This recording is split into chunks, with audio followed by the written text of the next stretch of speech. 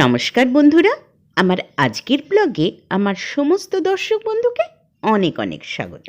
সামনেই আসতে চলেছে মাঘ মাসের অমাবস্যা তিথি। এই অমাবস্যা তিথিকে মৌনী অমাবস্যা বলা হয়ে থাকে।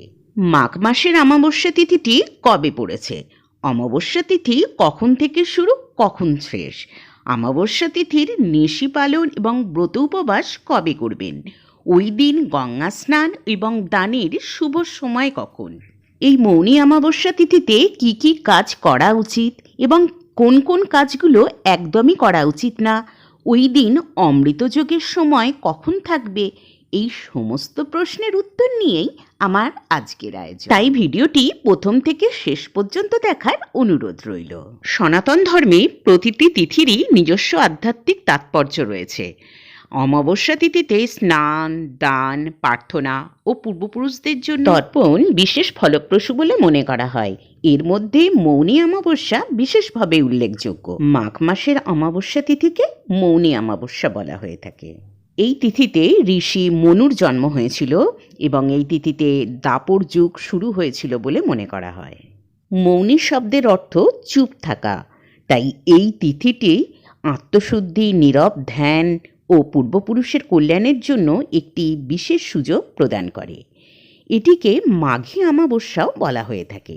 এই দিনে নীরবে জপ, ধ্যান ও সেবা করাকে ভক্তকে এক বিশেষ পুণ্য প্রদান করে।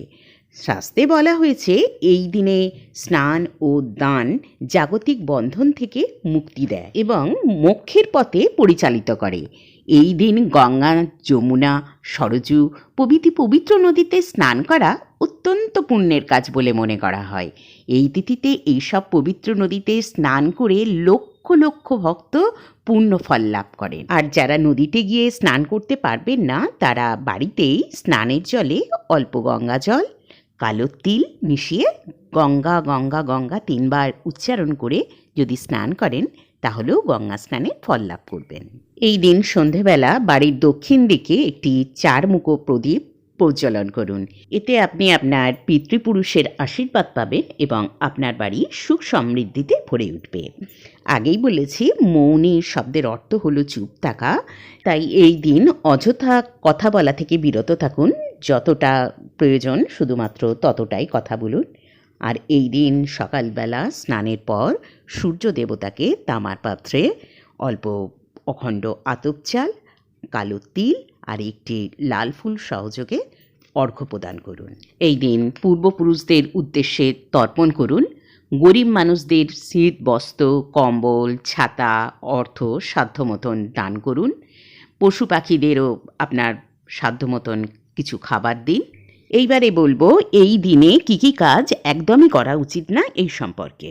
এই দিন ঝগড়া, চেঁচামেচি এ সমস্ত থেকে বিরত থাকুন। এই দিন কারোর সম্পর্কে নেতিবাচক কোনো ধারণা পোষণ করবেন না।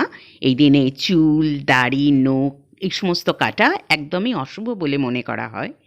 এই দিনে বিবাহ, অন্নপ্রাশন, সাধভক্ষণ, গৃহপ্রবেশ, নতুন ব্যবসা শুরু করা এগুলো একদমই করা উচিত নয়। এবারে আমি আপনাদের বলবো এই অমাবস্যা তিথি কখন থেকে শুরু হচ্ছে, কখন শেষ হচ্ছে, ওই দিনে অমৃতযোগের সময় কি থাকছে, গঙ্গা স্নানের শুভ সময় কখন, এই সমস্ত সম্পর্কে। মাঘ মাসের অমাবস্যা তিথিটি পড়েছে 4 মাঘ 1432 বঙ্গাব্দ, ইংরাজির 18 জানুয়ারি 2026 রবিবার। অমাবস্যা তিথিটি শুরু হচ্ছে 3 মাঘ 1432 বঙ্গাব্দ শনিবার রাত্রি 12টা বেজে 13 মিনিট গতে।